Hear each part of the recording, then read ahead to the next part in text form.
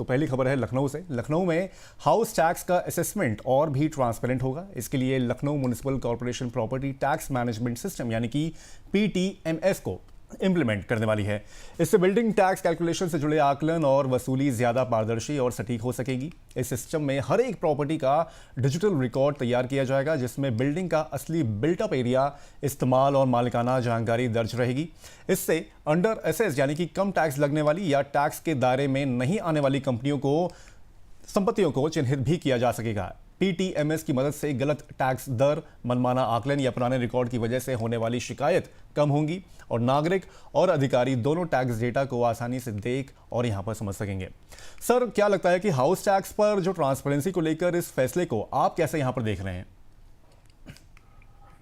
ये एक बहुत वेलकमिंग मूव है अभिषेक, क्योंकि इससे जो सबसे और मेरे हिसाब से ये इम्प्लीमेंटेशन इंडिया लेवल पे होना चाहिए। बिकॉज एक सबसे जो इम्पोर्टेंट पार्ट बनेगा कि आपके पास एक डिजिटल बेस बनेगा जो अभी तक उपलब्ध नहीं है। टैक्स कैलकुलेशन में आप जितनी ज़्यादा मानवीय हस्तक्षेप कम कर सकते हैं वो और ट्रांसपेरेंसी लेके आएगा। तो जाहिर सी बात है, इसमें जो लोग सही तरीके से पहले टैक्स पे कर रहे थे उन पे कोई दबाव नहीं आएगा, उनके लिए ये ट्रांसपेरेंसी अच्छी है। और इस सिस्टम ड्रिवन असेसमेंट से भ्रष्टाचार भी कम होगा और विवाद भी कम होंगे। तो हमने देखा है कई बार जो म्युनिसिपल कॉर्पोरेशन के साथ में हमारे डिस्प्यूट्स रहते हैं, जब भी हम कोई प्रॉपर्टी बाय सेल करना चाहते हैं या फिर कोई टैक्स को लेके जो जिस तरीके से कई बार जो बिल्स आते हैं, इन सब चीज़ों में इस ट्रांसपेरेंसी के आने की वजह से हमें ऐसा लगता है कि लोगों के काम करने के तरीके में इम्प्रूवमेंट होगी, एफिशिएंसी आएगी और प्लस एक सेंस ऑफ सैटिस्फैक्शन भी आएगा। हालांकि एक जो तबका है जहां पर जो इस दायरे में पहले नहीं आ रहा था या फिर सही असेसमेंट के हिसाब से टैक्स पे नहीं कर रहे थे, वहां पर आप पाएंगे कि थोड़ा वहां पर ज्यादा टैक्स शायद लोगों को देना पड़ेगा। सर, कई सारे मामले तो ऐसे भी देखने को मिले थे कि जहां पर कभी कभी कमर्शियल प्रॉपर्टी है तो फिर उसको ट्रीट किया गया कि रेसिडेंशियल प्रॉपर्टी है, और जो रेसिडेंशियल प्रॉपर्टी है उसको ट्रीट किया गया कमर्शियल प्रॉपर्टी, उसके लिहाज से वहां पर टैक्स सिस्टम बनाया गया था। एक ये भी कन्फ्यूजन होगा जो कि यहाँ पर इस सिस्टम से दूर होने की उम्मीद की जा सकती है। सर, लेकिन क्या पीटीएमएस लागू होने से आम नागरिकों पर जो हाउस टैक्स का बोझ है वो क्या बढ़ जाएगा, खासकर उन लोगों पर जिनकी प्रॉपर्टी अब तक कम आकी गई थी?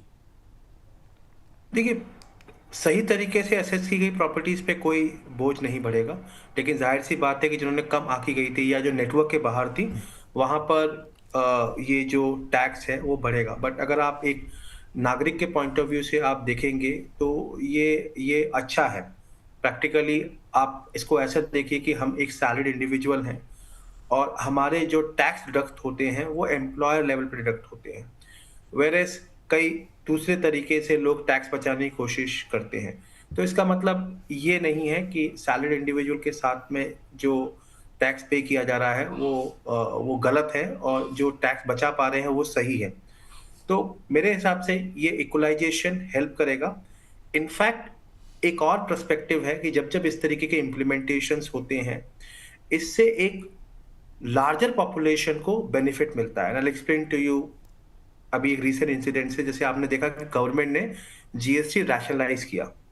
ये जीएसटी रैशनलाइजेशन इसीलिए हो पाया क्योंकि 2017 जीएसटी आने के बाद आपका जो कवरेज था लोगों से जीएसटी कलेक्ट करने का, इनडायरेक्ट टैक्स कलेक्ट करने का, वो काफी बढ़ गया।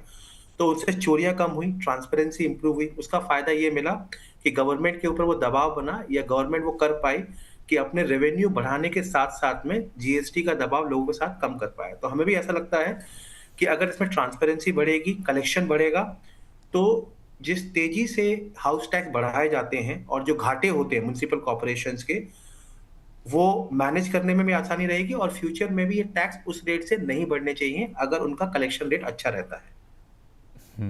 ओके सर, इस प्रथा से ऑब्वियसली बात है कि मतलब सारी चीज़ें जो होंगी हाउस टैक्स से रिलेटेड वो डिजिटली यहाँ पर एक तरह से रिकॉर्ड उसका रहेगा। लेकिन सर, क्या लग रहा है कि डिजिटल रिकॉर्ड में किसी गलती या विवाद की सिचुएशन में जो बायर्स हैं, जो मालिक हैं घर के, उनका शिकायत और सुधार का जो कितना आसान हो जाएगा सुधार करना उसमें, और कितनी ट्रांसपेरेंसी उनको यहाँ पर मिल सकती है इससे?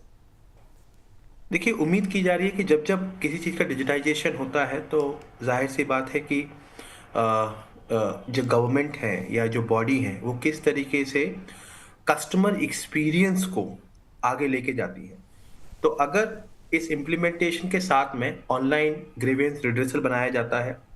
एक एसएलए बनाया जाता है कि एक तय सीमा दी जाती है कि अगर आप कोई भी कंप्लेन करते हैं या कोई भी आपके चैलेंजेस हैं with in 24 hours, 48 hours, 72 hours define किया जाता है। और प्रॉपर्टी ओनर के पास एक राइट होना चाहिए कि वो डेटा सुधार करने में अपने सजेशन दे रखे। मान के चलिए कि अगर मेरी कोई प्रॉपर्टी है जो किसी ने गलत तरीके से सिस्टम में अपडेट कर दी है, तो मेरे पास एक फंडामेंटल राइट होना चाहिए, एक अधिकार होना चाहिए कि मैं उसको चैलेंज कर सकूं और सिस्टम उसको ऑडिट करे और उसको कोर्स करेक्ट करे। अगर ये तीनों चीजें मेरे हिसाब से अगर की जाती हैं, तो जाहिर सी बात है इससे लोगों की कन्वीनियंस इंक्रीज होगी, नंबर वन। नंबर टू, आपको बहुत ज़्यादा नगर पालिका के चक्कर नहीं लगाने पड़ेंगे, जो कि बहुत ही स्ट्रेसफुल एक्सरसाइज है। ट्रांसपेरेंसी इंप्रूव होगी और शायद लोगों का एक्सपीरियंस भी बेहतर होगा। और हमने ये देखा है कई जगह पे, जैसे हम छोटी सर्विसेज से बात करते हैं, दिल्ली में कई सारी एमसीडीज आपको बर्थ सर्टिफिकेट, डेथ सर्टिफिकेट या हाउस टैक्स कलेक्शन, इस तरीके की सर्विसेज ऑनलाइन देती हैं और ये देने की वजह से लोगों को काफ़ी कन्वीनियंस मिली है। तो डिपेंड करता है कि इसका इम्प्लीमेंटेशन कैसा होगा, बट मेरे हिसाब से इसके अंदर अगर लोगों की शिकायतें सुनने के लिए कोई रिड्रेसल मैकेनिज्म बनाया जाए और सही समय पे उसको रिजॉल्व किया जाए, it is going to be a game changer movement.